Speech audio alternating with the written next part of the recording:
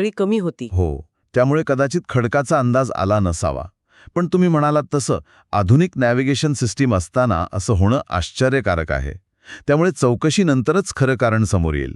यात मानवी चूक होती की तांत्रिक बिघाड हे पाहणं महत्त्वाचं ठरेल. आणि जहाजाच्या इतिहासाकडे पाहिलं तर हा तांत्रिक बिघाडाचा संशय तो आणखी वाढतो. कारण स्रोतांनुसार या जहाजाचं पूर्वीचं नाव होतं बियॉन्ड ट्रस्ट. हो, आणि गमत म्हणजे या बियॉन्ड ट्रस्ट नावाच्या जहाजाच्या सेवांमध्ये पूर्वी अनेकदा व्यत्यय आले होते. अरे बापरे. हां, त्यामुळे हे नाव आणि त्याचा इतिहास पाहता मनात शंका येतेच की हा अपघात फक्त समुद्राच्या पातळीमुळे झाला की जहाजाच्या देखभालीत काहीतरी कमतरता होती. अर्थात हा केवळ एक तर्क आहे. बरोबर.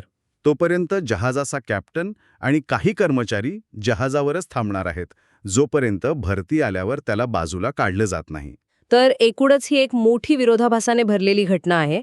एकीकडे नॅव्हिगेशनमधली एक धक्कादायक चूक हो, आणि दुसरीकडे त्या चुकीनंतर केलेलं एक अत्यंत प्रभावी आणि यशस्वी बचावकार्य.